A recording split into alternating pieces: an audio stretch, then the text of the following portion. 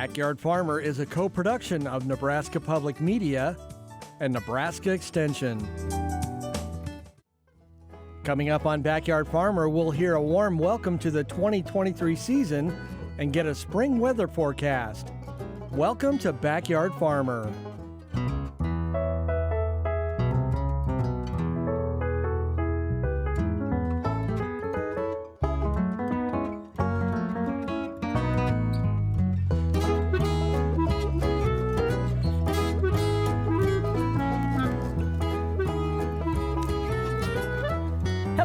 And welcome to another season of Backyard Farmer. I'm Kim Todd. We are so very excited to join you again, answer all of those gardening questions. We've got a great show for you as we kick off season 71. So if you've got those questions ready to go, you can call us at 1-800-676-5446.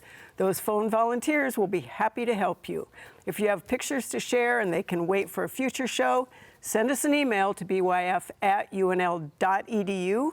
Tell us where you live, give us as much information as you can so we can give you a good answer. Do not forget to check us out on our YouTube channel. Make sure you also like our Facebook fan page. Before we get to the samples, I do want to quickly thank Tom Larson and Josh Aguiar from the university's School of Music for updating that Backyard Farmer theme music. It was just awesome. Thank you very much for that creativity. We love that new music. We were dancing. So let's get started with some samples. Wayne, you've got crickets. I do have crickets. Normally we deal with crickets later in the year, but I brought with me some cave or camel crickets. They get the name because they have the arched backs. Let's turn a little bit to the side, and you can see they have that arched back over the top end. And they get the other name cave crickets because they tend to dwell in dark places. So I've actually had a few phone calls the last week asking for identification of these cave or camel crickets that people have found in their basements. And the one basement I know for sure was also dealing with snake issues. So maybe Dennis may want to go for a visit. I think it's just garter snakes though. Nothing too exciting. There. Oh, they're asking to turn it. And then, so they likely got in through the same avenues that the garter snakes are getting in, which they have open paths through the block foundation out to the surrounding soil. So they do burrow a lot. They like those dark places under rocks, logs, in rotting logs, those types of places. They're opportunist feeders. So whatever they find, whether it's decaying plant material, dead insects, live insects, they'll chew on about whatever they can find. And you can just smash them, right? Smash them. Well, one came in on a sticky board, so it was already gone. And the other one was half smashed. Okay, perfect. Thank you, Wayne. Dennis, those look like weapons of some sort. Before we talk about those, so things are starting to come up, and even though it's really, really brown, we're getting green crocuses and tulips, and even hostas are starting to emerge. And these are veshy, very veggie, and they have a lot of moisture. And deer and rabbits, but we're talking about deer, are going to love to eat that to get that moisture that they're not getting in parts of the state because of our drought. These are probably one of the better things to do that are fairly economical, fairly efficient, and safe for everybody. And they're little shockers, and all you do is you put a little peanut butter or acorn scent in the top of these, and then the deer will come up. You stick these in the ground right in front of your hostas or wherever, and the deer comes up and sticks its nose, the most sensitive part of its body, and then he'll just back off. And they associate that area with the shock. If you didn't want to, and these just take batteries, and the shock's not going to hurt the deer, or if any children touch it, it doesn't really hurt them either. So you could put these in the Easter basket where you don't want the kids to cause problems. You know, they go in there to grab their Easter eggs, and kids stay away.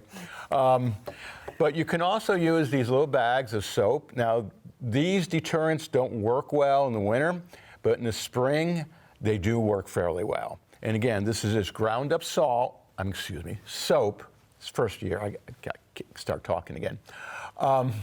And the thing is, you can use soap bars or just a ground up soap and hang that right around where you have the plants you don't want the deer to touch. And it works fine. Interesting. Yeah, that is kind of a nice little unobtrusive thing Yeah. for people who have deer. I would Right. like to see that demonstration again. I know. With batteries. Batteries. All right, Kyle, you have, that looks like chia pet hair. It's some ornamental blue fescue. And I thought I was in the hort chair tonight, so I went to the garden center and brought a plant, but that's actually not true at all. Instead, so as we are kind of getting to that time of year when all the parking lots are getting full of different kind of pop-up plant stands, there's some different things that you may find growing in the potting soil. And one of those is likely going to be some slime mold. And so you may just see, you pull it up and there's just all these little kind of balls that are kind of growing there, especially in the moist areas. Nothing at all to worry about. They are a fungal-like organism, not a true fungus, actually very much more different from a fungus than people are from fungi. So just there's a little bit of information for you. But yeah, these slime molds, as with all slime molds, they're just feeding on woody material that's in the potting soil, just waiting for there to be enough moisture, and then they will kind of pop up and spread, but not harming the plant at all. This plant is not doing too well because I let it dry out, trying to get the slime mold to I wanted to have some really impressive slime mold, and if you kind of stress them a little bit first and then give them more water, it can be more impressive. Instead, I was not able to get slime mold climbing up the plant or anything like that. But nothing to worry about if you do see these little dots of kind of white or yellow or even sometimes almost a bluish color in the soil or on the soil surface. And you just can't wait for the real slime mold that people send pictures of. They're one of the most fascinating organisms ever. You are correct. All right, John, what do you have? Not nearly as interesting. Not nearly as interesting, but important information. People are calling us and asking online already, when can I plant this? When can I plant that? And people always say, well, I plant this on Good Friday and this on Mother's Day. But really, our best information would be to go by the soil temperature, especially for some of those early things that you're going to put in the vegetable garden. So people want to plant their lettuce and their onions and their carrots. So you can go out and get yourself a soil thermometer, just like this one, and you can measure the soil temperature, and you can start planting those cool season crops when it gets to about 45 degrees. And there's you go on up, so there's sort of like a range of things. So you do lettuce and spinach and onions and stuff around 45 degrees, and when you get to 50, you can get into some of the like beets and turnips and things. And then when you get above 60, there we go. There we have a graphic there. 60 is sort of like corn and cucumbers and eggplants, peppers and tomatoes. Then the warmest things are things like melons and cantaloupes. They need really warm temperatures, and that's why you usually mound the soil up to get some airflow around it to heat that soil up really fast. So you can use a thermometer. It's not a meat thermometer. It needs to be lower reading than 100. If your soil's 180 degrees, probably a little too warm to plant stuff. Or you can also go to the University Crop Watch. So UNL Crop Watch, they have statewide maps with all the temperatures on there on a daily and a weekly average basis. Mm-hmm.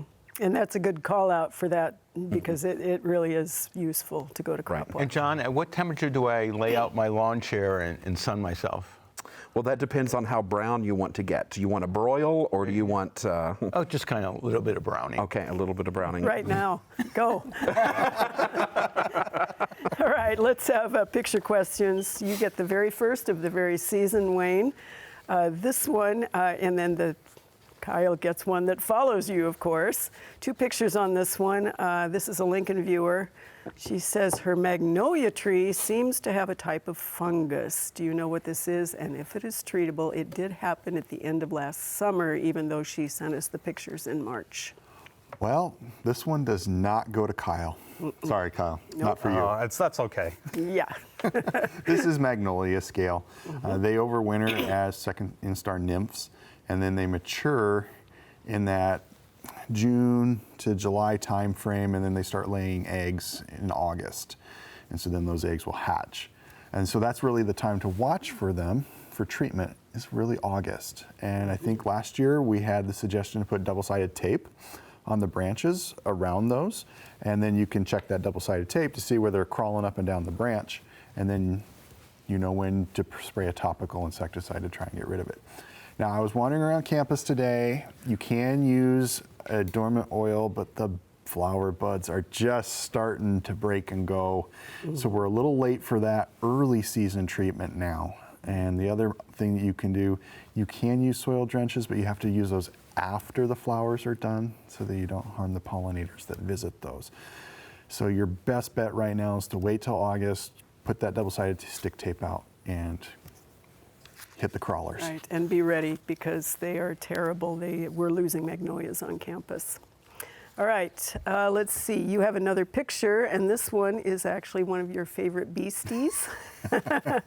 So she is interested in all creatures, and she lives in Lincoln. She could have taken the picture someplace else, but she does want to know what this one is. This is one of our jumping spiders. It doesn't have an English name. It's a scientific name already. And I can remember the first part of the genus, but I can't remember the second part, so I'm not going to bother trying and Make something butchering up. But this is one of our common eastern jumping spiders across the eastern U.S. Occurs from Nova Scotia all the way to Nebraska, down to Florida and Texas, and they overwinter in aggregations under bark. Under bark. Under bark. Excellent. Good to know. It's got a lovely little midge there that it's snacking on. A snack. Nice snack. All right. Thank you, Wayne. You have a way cool one. Okay. First off, Dennis, and this was a picture taken April 3rd by one of my classes on the north side of Plant Sciences Hall. It's a bat, and they want to know what kind of a bat, and is it normal at 10:30 in the morning to be hanging on a wall? Yeah, it's not unusual, especially in April. Probably came out, was feeding, and hasn't got back in. It's a big brown bat, Eptiscus fuscus.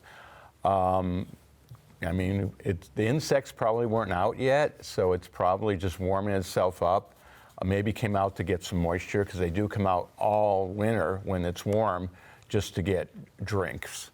And so it might have came out, and that side of the building was probably heating up, and it wanted to thermoregulate to bring its body up, and it's just sunning itself. Just hanging out. Yep. All right, cool. They were fascinated, of course. Yep.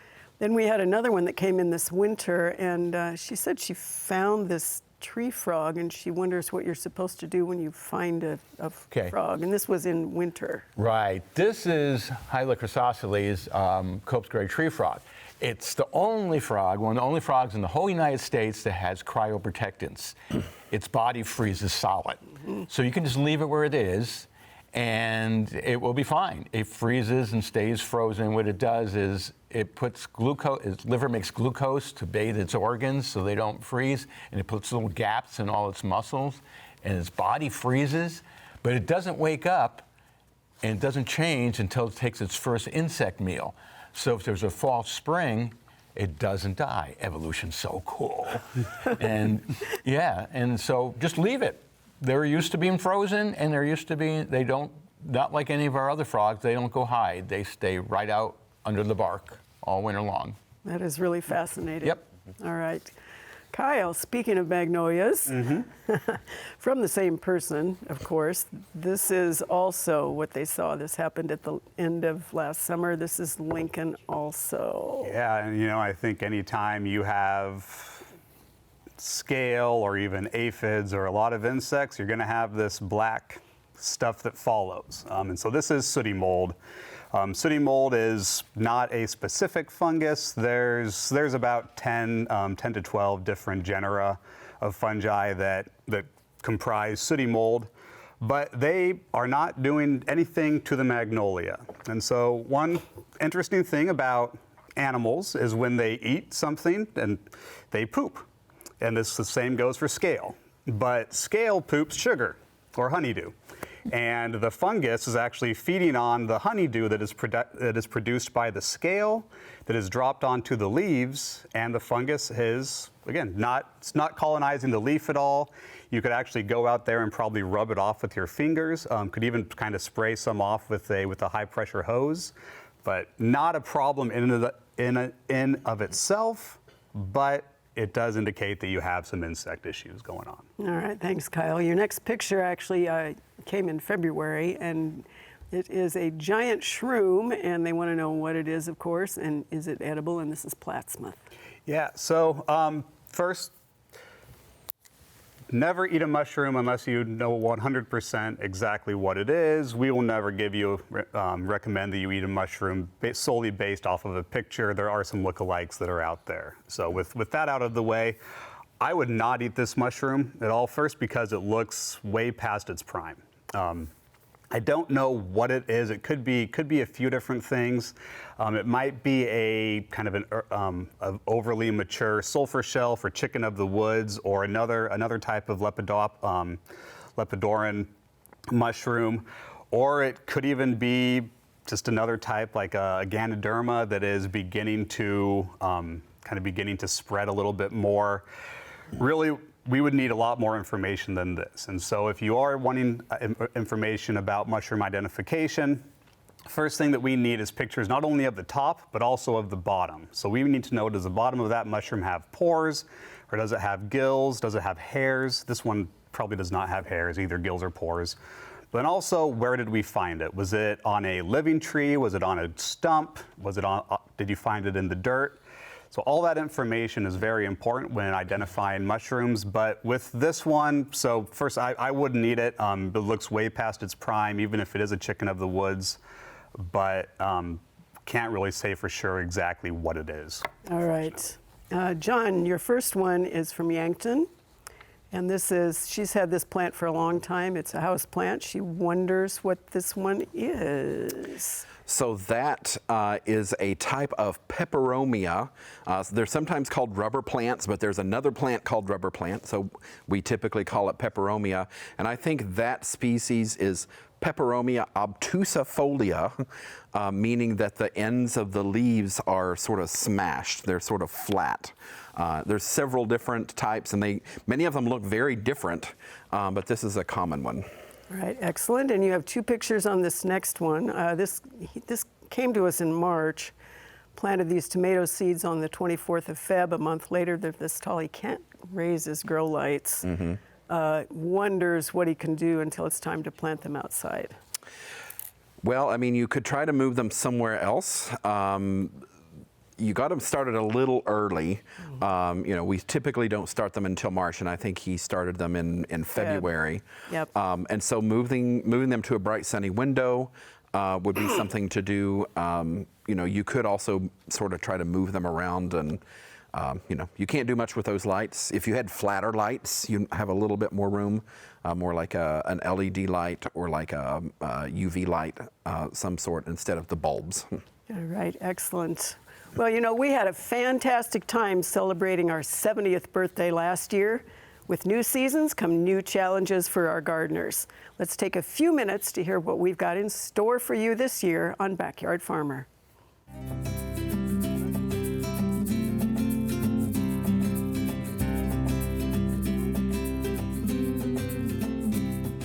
What a great place to launch our 71st season of Backyard Farmer. Coming to you from the top of the Capitol in Lincoln, Nebraska. Of course, we can't see to the borders of the state, but we connect with you, the people, through our expertise, our enthusiasm, and of course, a whole lot of fun. And this season, during this year, what we really want to do is connect the people to the plants in all those ways that are essential, that end up being a healthy mind, a healthy body, a healthy spirit, and of course, a healthy planet. We started with that beautiful, expansive vista of the landscape, but maybe you don't have that much room for plants in your life. Maybe it is an office or it's a deck. You've got room for one, maybe a dozen. No matter, the connection between plants and people is absolutely essential, especially if you're inside all the time. So, perhaps you like plants that flower like this orchid. Maybe you have a brown thumb. If so, start with those succulents. Just don't give them too much to drink. No matter how you want to come to plants, remember that what they really do is they help your mental capacity, they make you happier, they help you breathe, of course, and they're going to make everybody else around you happier as well. Plants are essential to life on Earth, and that's whether you eat the plants or you eat the animals that eat the plants. And maybe rather than growing plants for beauty at home, you'd like to try growing some things hydroponically. Now, obviously, to be able to get tomatoes like this in giant buckets or lettuces or spinach, it's going to require a little bit of a setup, but it's not impossible. It doesn't have to be huge, and there are great systems available to allow you to do a little bit of experimentation with how to actually grow some vegetables or some herbs, of course, for you to eat in your own home, on your deck, in your office even, if you have enough light and you're willing to try to give it a shot. Of course, we're anticipating the start of spring and the start of the backyard farmer season. Our backyard farmer garden right now is gray and brown, but in a few weeks it will be lush and beautiful with all those wonderful plants to eat, all those beautiful plants to bring beauty into your life. And of course, the strength of that plant-people connection is us answering the questions from you on Backyard Farmer. We're going to have a lot of fun this year. Hopefully, we can also help you grow your own food, keep that landscape looking fantastic. All right, your next question, 2 pictures. This is from Western Otoe County. They saw him last fall and they nicknamed him Popeye. So what is this guy? That's a good name. It fits. Yep. So what Sounds is like an entomologist to me. We like to be a little more descriptive with our names. Like yellow-eyed something? Yeah. This is an eastern tiger swallowtail caterpillar. So when they saw it, it was probably wandering around looking for a nice secluded hidden spot to turn into the chrysalis and spend the winter in the chrysalis stage, so that pupa stage. And that's full size, so perfect. Not gonna get much bigger Love than it. that. They are pretty cool. Okay, so our next one is what is on the bur oak trees. This is a Long Island, Kansas viewer, and the trees are 20 years old. 4 out of the 8 have it. Is it harmful? It's not harmful to the overall tree. It's more of an eyesore than anything. But this is rough oak bullet, oak rough bullet gall is what that is. And that's a large aggregation. You can find them singular and like that. But if they're really bothering you, pick them off of what you can reach, or clip that one off and then get rid of it.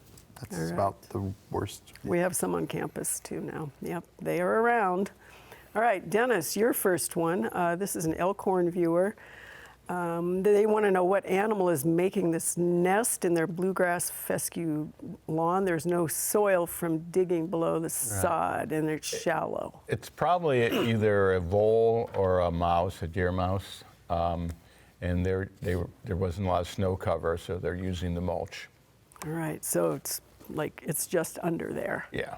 All right, you have 2 pictures on this next one, and you could have 1 million this year, probably. We're getting a lot of this. This She's is all from Elkhorn. This is all rabbit damage.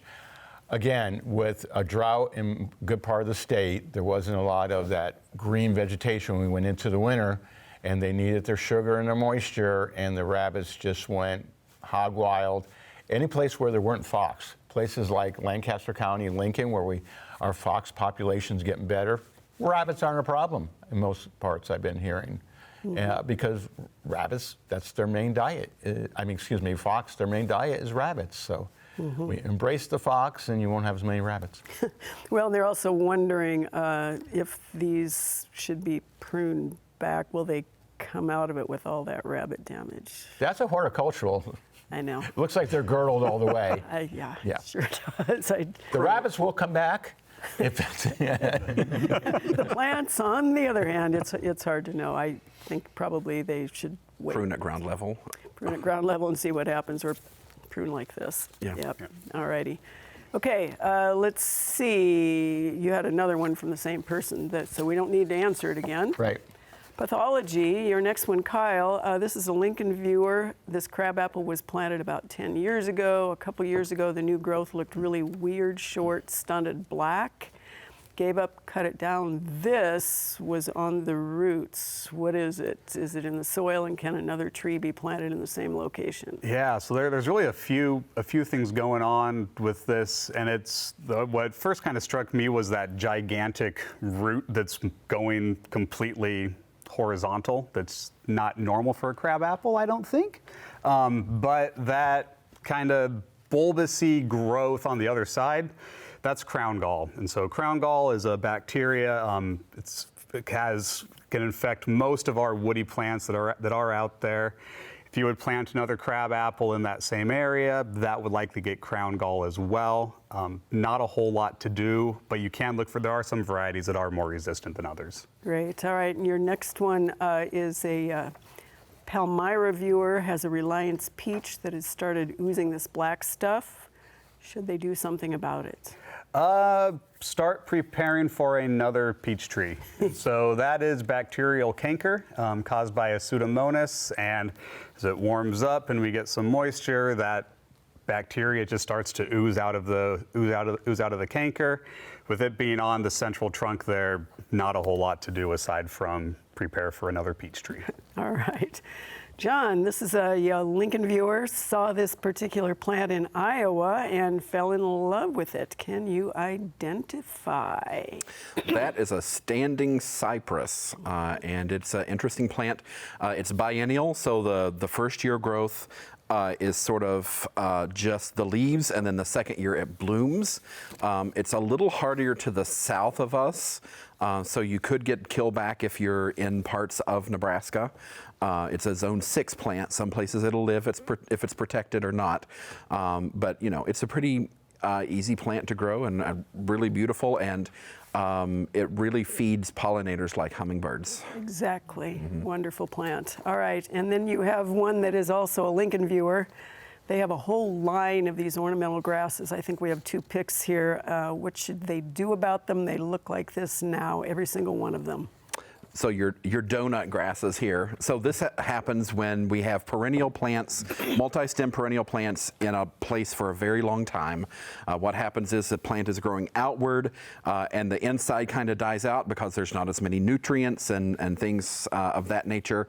So really, you know, the plant is okay. What you have to do is dig it up, sort of separate it out. You can put a piece of the good back in that hole, and then you have more. You can separate it into like maybe 3, 4, 5 pieces, and put it out. But the plant is fine. It's just old. It's tired. We all look a little tired. Well, one of our very best traditions on Backyard Farmer is that weekly visit to our garden. There's not much growing right now outside, but here is Terry James to show us what's going on inside the greenhouse for the Backyard Farmer garden.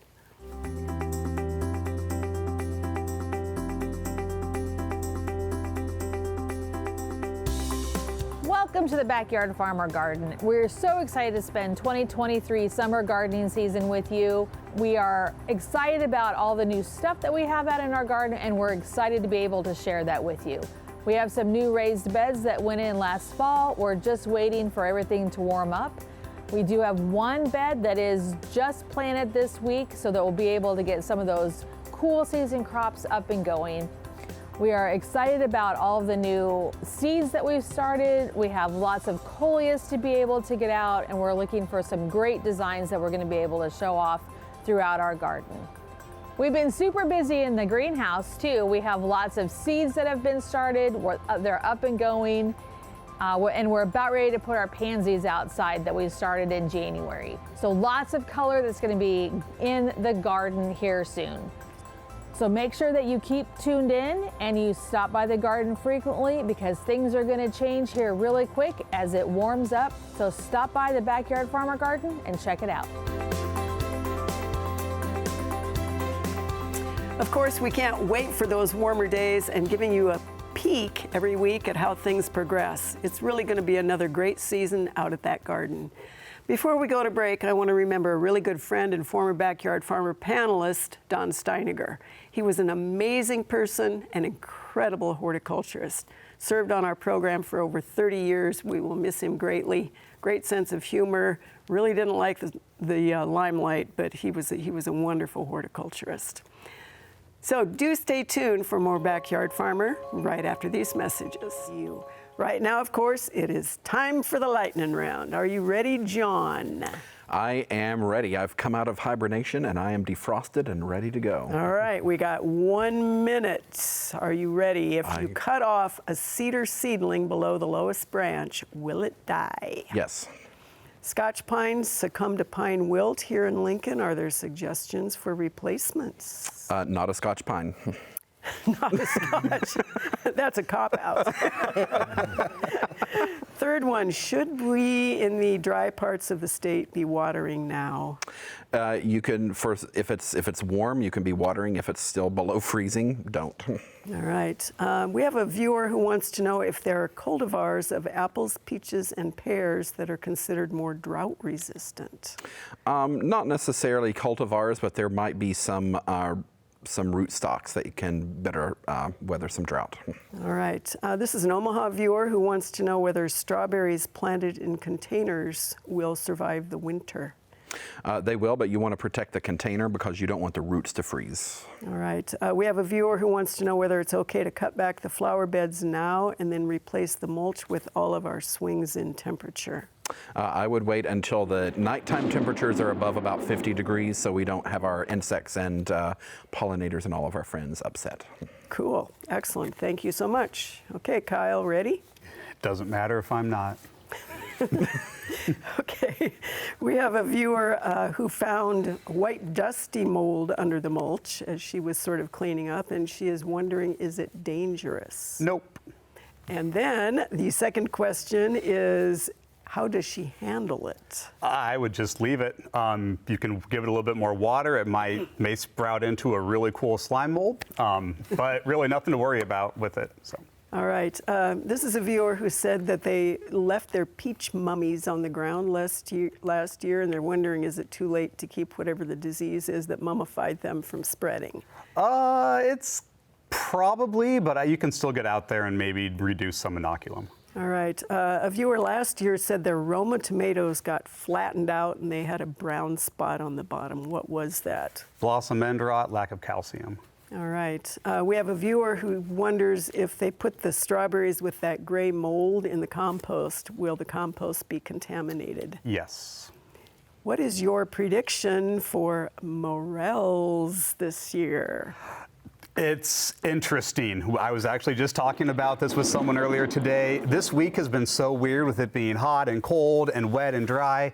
We really don't, maybe this weekend there might be some popping up, but I always look for the galls on cedar trees. And once you see those galls popping orange, that's when you should go out and look for morels. All right. So you should have asked him that question first, so he would have That's right. had a lower score. So she asked me a slime mold question that's just as bad. I was going to ask you to say more. 'Cause I knew you would. All right. Dennis, are you ready? Yes. We have a viewer who wants to know whether that wire that you talk about that can keep birds from roosting. Yes, Nexalite. And the question is, can it be purchased locally? Not that I know of, on the line. All right. We have a viewer who has heard that putting dryer sheets, those dryer sheets. No, they're not repellent for anything. Obviously, I have asked you these questions too often. You're reading my mind. All right. We have foxes screaming at dusk. Why are they screaming? That's the way they talk to each other. It's their language. It's like toddlers or people are distressed. That's just their language. All right. Actually, my students asked me this morning, how far east do the antelopes roam? Not through the whole state of Nebraska, only the western part of Nebraska, probably mainly in the Panhandle, but they will get to the sandhills. All right. This is a Hickman viewer who wants to know how to get rid of what she thinks is a rat and do it without poison. Trapping it. A big rat trap, and use something for bait like peanut butter. All right, nice job. A little off the rails on that one, but that's okay. This whole show is off the rails. Yeah. All right. First show of the season. Okay, are you ready? A little rusty, but I think we'll be okay. All right, this is from a viewer who wants to know whether pyrethrin is the best product for clover mites, especially in the house. It's not going to matter. That won't affect them at all. Vacuum and dump. Vacuum and dump, all right. A viewer wonders if they cut down the stems of their perennials and grasses now, will that destroy any of the good overwintering insects? If if they're looking for the pollinators, no, it won't, because they nest in the prior year's dead stems. So cut them off at 6 to 8 inches. Okay. A viewer in York wants to know how to control fungus gnats in soil. Indoors, don't water your plants as much. All right. This is a viewer in the Beamer area, had spider mites all over the roses last year and wonders how to prevent it this year. Well, hopefully the weather's nicer. Hose them off. All right. A shield-shaped gray bug they think was a stink bug destroyed things last year, the leaves, not the fruit. How to destroy them? That sounds not right. Ooh, that sounds odd. Could be a stink bug. We had lots of things getting into weird places last year because of the drought. Yeah. My guess is use like a permethrin type product to Cool. get after those. Looks to me like we had a tie, so you guys are going to have to pass this around. Well, according Not on this end. Back. Yeah, Oh, not there we on go. yeah, those two ends. Yeah, there you go. There we go. Oh, yeah, it's All right. They can fight over that. POTW, John. Plants of the week. So it is spring, and spring is sprunging, and we have stuff out blooming.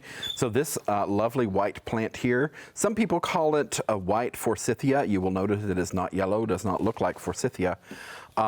Because it doesn't really have another good common name other than the Latin name Abiliophyllum dissecum. Say that 5 times fast. It's Korean, it's fast growing, it is very fragrant, about a 5 to 6 foot spread, and will grow in part shade with some protection. Then of course, with spring come the daffodils. Those are lovely and easy to grow, and most animals won't eat them. Exactly. All right. Here we go with 2 questions. First on this one, this is Japanese beetle infestation. Any thoughts on how we get rid of Japanese beetles effectively? I read through this question and it's a I know. perfect storm. I know. Neighbors are using the pheromone traps, and I actually had someone call this week asking about pheromone trap, and I know. it's not a great idea because you invite everybody to the party in your yard Right. or your neighborhood. So, Just hope the population crashes. you can hope that, but I don't think it's going to happen anytime soon. All right. Yeah, and that is terrible. It's the peach and the pit on these Yeah, this next pictures. I think the the next one remnant is the picture is the remnant. sad Yeah. because it never made it to someone's mouth to enjoy. Well, it did. The Japanese beetle. Right, someone, not something. Right. All right. Thank you, Wayne. Oh. Your next one, Dennis. Let's see. This is Springfield. They want to know what this is. They found it outside the door on the east side of the house. They poked it. They've never seen anything like it. Yeah, before. it's not an egg, and it has nothing to do with a reptile or amphibian. We were discussing it. Kim thought she saw an eye, which it could be a very immature, aborted opossum, but it's a little early for that. But without having it in hand, it's dead. It's going to rot. Don't worry about it. You have 2 questions or 2 pictures on this next one, Dennis. This is an Omaha viewer. They wonder, is this a nest for a bird or is it bagworms? No, it's a bird nest. It looks big enough that it's not a weaver nest, but probably a Oreo. Yeah, Baltimore or one of those Yeah, beautiful Baltimore Orchard, Yeah. Orchard Oreo. Okay. All right, Kyle, you have a little more time on this one perhaps, but this is when is the ideal time to treat for rust on the flowering pears? And they wanted to be able to do this before April 15th, if this is the time. Yep, yeah, so we're just getting up to that window. Ideally, so once we see symptoms like this, it's way too late to do anything. You want to do your first application of a fungicide kind of right as those flowers and leaves are beginning to break from the buds. So at least on my flowering pears, the buds are swollen, but they're not breaking yet. So I would still wait a little bit. But then you want to come back about 2 weeks later with another fungicide application. and to hit the tree a second time, and that should give you decent control throughout the season. A product that contains chlorothalonil or something like Captan or a copper product work fairly well for it. And if you really don't like it, cut them down. Cut them down. Yep. Or just enjoy having leaves that look like they've been spray painted orange. All right, you have one more, and this is actually this is a Gretna viewer, Sergeant Crabapple, which is a shrub form for over 30 years. Some of the branches have gotten black. It blooms nicely, but then it has the small red crab apples, and they have looked like this, and then they dry up. What's that? Yeah, so this could be a different type of rust as well that is actually hitting the fruit. They're the gymnosporangium rust, so they move from cedar trees or junipers into a rosaceous host, and they just go back and forth each year, and that's what we're seeing here. Again, once we get to this point, too late to do anything, but if you were thinking about a chemical control, right before those flowers and leaves are beginning to break from the bud, that's the time to do it. All right, thanks, Kyle.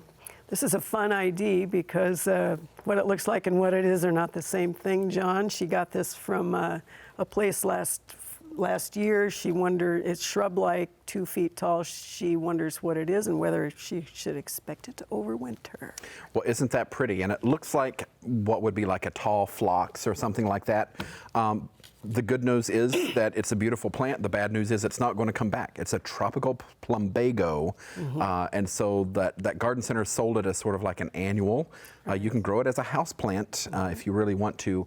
And I have to sort of give a kudos to my colleague Scott Evans, our horticultural associate in our office.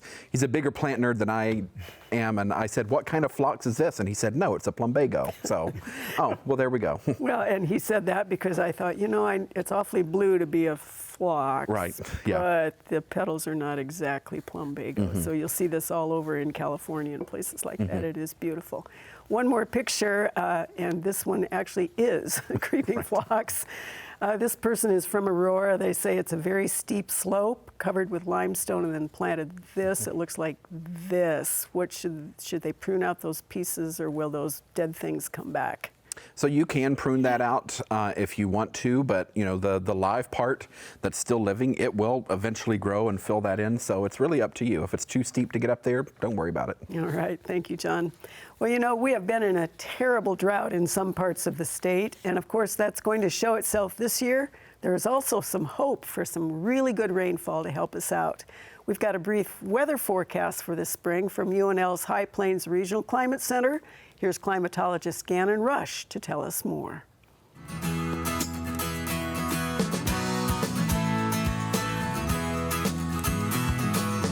The state of Nebraska is obviously in much better shape than last year. We had a lot of wintertime precipitation, even if it was limited to just rain here in the southeast part of the state. The western part of the state had near record to record snowfall, which is tremendous for the current drought situation. If you kind of look back at this time last year, there was wildfires, high winds, and this year it's still snowing in parts of the state, which is awesome to see. Obviously, looking ahead towards this spring and early summer, we've been transitioning from a La Nina for the past 3 years, which has been predominantly drier and colder here, and going into a ENSO neutral, which that means anything's on the table for the state of Nebraska. And if you look at the Climate Prediction Center's outlooks for the next 3 months, you see that Nebraska is in equal chances of above or below normal precipitation and temperature. However, if you look to the south for temperature, you see that Kansas has chances for above normal temperatures. And if you look to the north, you see that North Dakota has chances for below normal temperatures. What this means is we're kind of in the middle, so there's a wide range of possibilities. We could have warmer temperatures show up. We could have colder temperatures show up. There's a lot of things that can happen, especially with precipitation being equal. We could have dry spells. We could have periods of a lot of rain. We could have more severe weather. It's a very open-ended thing, and you can't really make any assumptions, which is unfortunate. But given our past winter this year, I'm very optimistic that we're in good shape and that we should be fine regardless of what happens. So before this past winter, southwest Nebraska and northeast Nebraska were heavily impacted by drought. And after this past winter, both places have gotten ample snowfall and precipitation, and that has greatly improved the drought situation there. Obviously, southeastern Nebraska didn't have as much snowfall, which kind of limits their drought improvement. However, they had plenty of rainfall, which kind of really, it's not a slow sinking in kind of precipitation, but it's still beneficial. And obviously, northwestern part of Nebraska wasn't as heavily drought affected, but it got tremendous amount of snowfall this winter. So the situation there is in great shape, and they should have plenty of soil recharge this spring and into early summer. We've had some really good moisture already this spring, and of course we hope that continues as we get further into the growing season. Do keep in mind, if you are wanting to grow plants the right way, you can always check out our educational features on the Backyard Farmer YouTube channel. Take a few minutes after the show, check out those past shows and those features, and while you are there, do not forget to hit that subscribe button so you won't miss out on all that new content. We are pretty good about that. All right, last picture round. You are first up, Wayne. This is a hi from Grand Island. They think, geez, this looks like bagworms on the side of a building. Are they? Why would they do that? And what should they do? Remove them, or will they have already spread to the trees on the next to the building? Well, they were bailing on whatever they were feeding on, probably because they're overcrowded, and that's usually when they're moving. They have not spread. The eggs would be inside the female's cases right now, and then they usually hatch somewhere in that June to July time frame, depending on the way the season's going. So they can pick those off right now and get them disposed of. Actually help not have them. All right, excellent. You have a second one, which is a really, again, most of all our viewers are good, but this one is a very loyal. He said he was doing some brush clearing. He noticed a mantis egg case. He's from Papillion. He wants to pass it along as a reminder to do what? Well, they can leave it. I would say this is actually an invasive praying mantis. This is a Chinese praying mantis egg case, not one of our natives. And so take it as that. You can either get rid of it because it's an invasive, or you can keep it and watch it indiscriminately eat whatever it can catch. Including the one that we want to keep. Yeah, they'll eat pollinators, and if you really want a grotesque scene, you can go on YouTube and find them eating hummingbirds. We're not watching that. All right, Dennis, let's see. This is an Omaha viewer, and they want to know whether you can identify this baby snake. They found it March 29th while they were raking out the flowers. This is not a baby. It's a full-grown DeKay's brown snake. They eat slugs, and they put that small head into land snails and eat land snails. It appears to be a female, and it appears to be full-grown, and they're full-grown at about 6 to 8 inches. So they're good guys. They're good guys. Well, all snakes are good guys. I knew you were going to say that. That was your opening, right? Yep. Yeah. So is it unusual to see? No, they're right very now? cold tolerant. Okay. All right. That was kind of the next question. And then you have a question from a Lincoln viewer who said some creature has been using this area as a latrine, and she's seen foxes, cats, raccoons, opossums, and an occasional turkey. It's none of those. We talked about this. This is termite carton. So it is kind of a latrine. It's the defecation and saliva of termites making what they call a carton. And we have a consensus on that with the entomologists.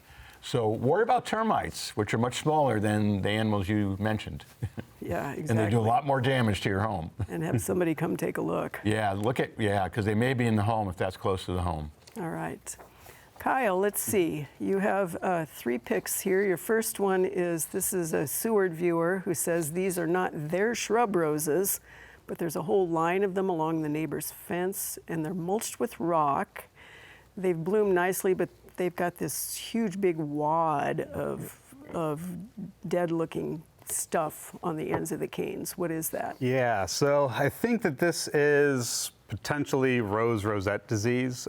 Used to be rose rosette virus, but then there's a mite that's involved, a microscopic aerified mite, and so now it's rose rosette disease. Can cause a whole bunch of different symptoms, witches brooming when you get that, basically just the wad of stuff, proliferation of flowers, proliferation of thorns, just abnormal growth. And unfortunately, there's really nothing that one can do aside from getting rid of it.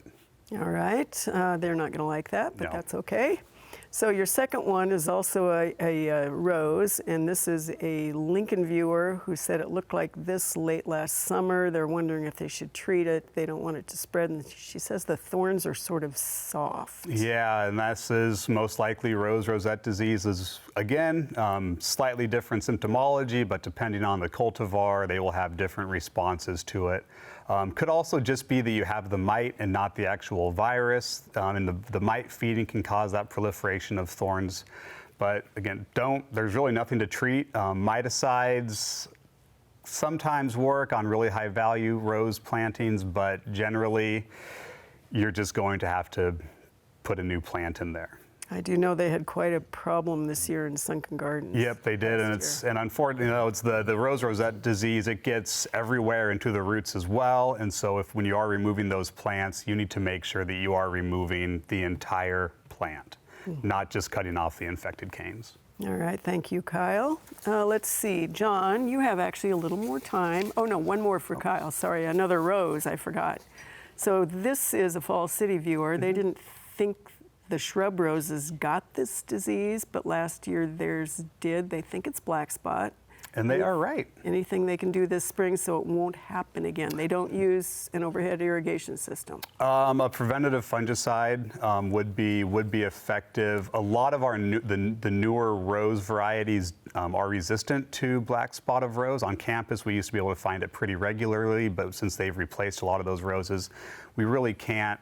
But when it warms up a little bit more and starts getting a little bit wetter, then you would want to think about some sort of protective fungicide application. Something like chlorothalonil should work. All right.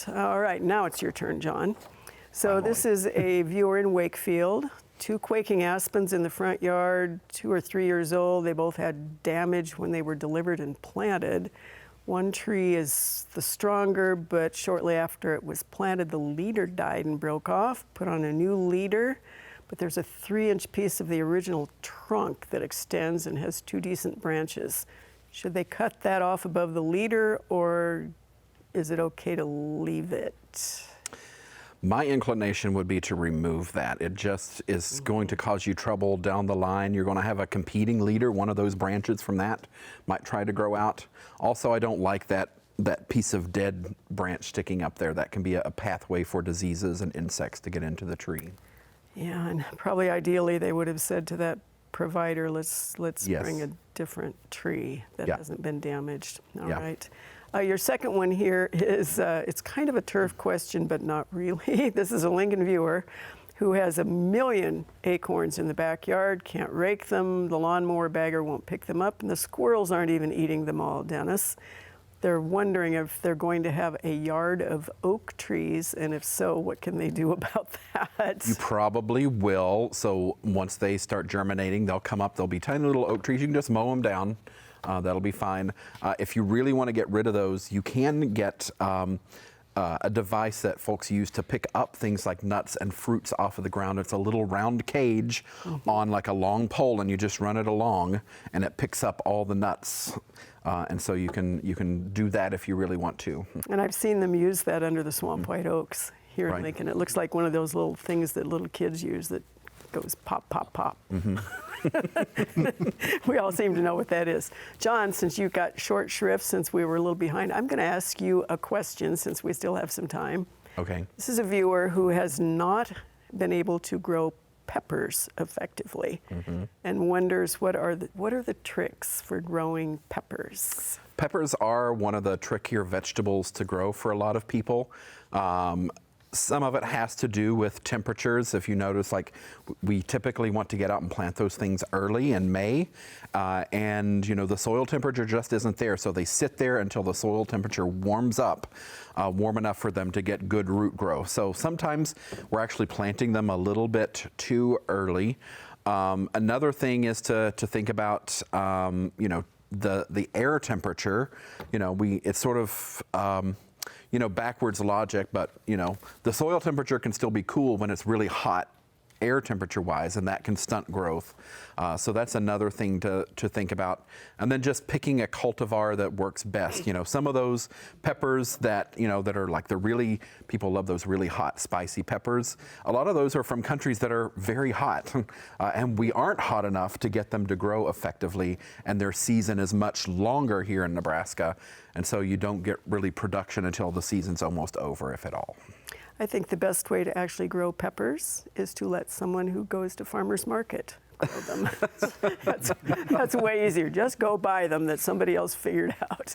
All right, we have time for kind of one more quick question, like 30 seconds or less. So we'll pop down to you. And the question came from a viewer who wants to know, when is it time to do grub control for those Japanese beetles? Well, it doesn't work very well in order to control them. If you have grub damage in your yard, yes, you can control what's in your yard, but that's about as far as it will go. Yeah. Japanese beetles have a little bit extended growing period in the spring, so you can use a curative then. But you have to wait till the adults are out to use that preventative product, which is typically put on for our normal grubs in early to mid-June. So that actually extends about 3 or 4 weeks later. All right, thank you, Wayne.